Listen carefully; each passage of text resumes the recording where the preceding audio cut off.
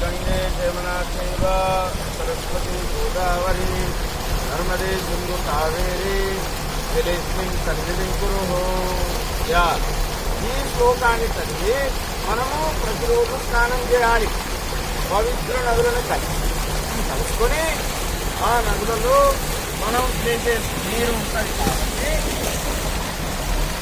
గంగా మాత్రం అట్లా కలవాలి. మళ్ళొకసారి చెప్తాను వినండి.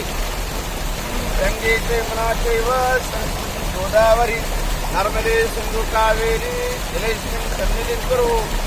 ఈ శ్లోకాన్ని పిల్లలకు చెప్పాలి.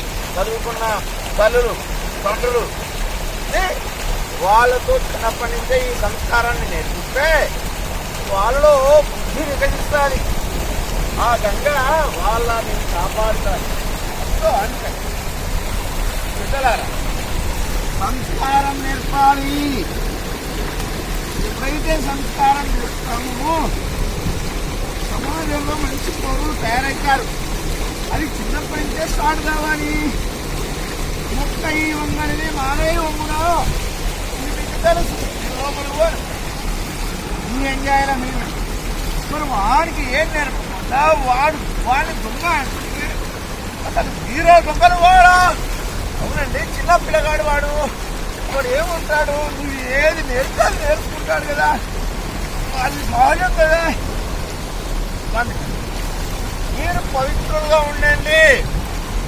సమాజంలో మీరు పవిత్రులుగా ఉండండి. ఎట్ ది సేమ్ టైము సంస్కారాన్ని నేర్పండి. అంతే. నువ్వు ఏది నేర్చుకోవాలి నేర్చుకుంటాడు, వాడు చూస్తాడు. వాడి సహవాసము, వాని యొక్క ఆలోచన విధానము అన్నీ నేర్పినా కూడా కొంతమంది విధవలవుతారు. అది పూర్వజన్మ కర్మ ఫలితం అనుకోవాలంటే నేర్పేది పక్కన పెట్టి శిక్షణ లెక్క ఆలోచించు. పెద్దలకు నమస్కారం. ఓకే, మంచిది.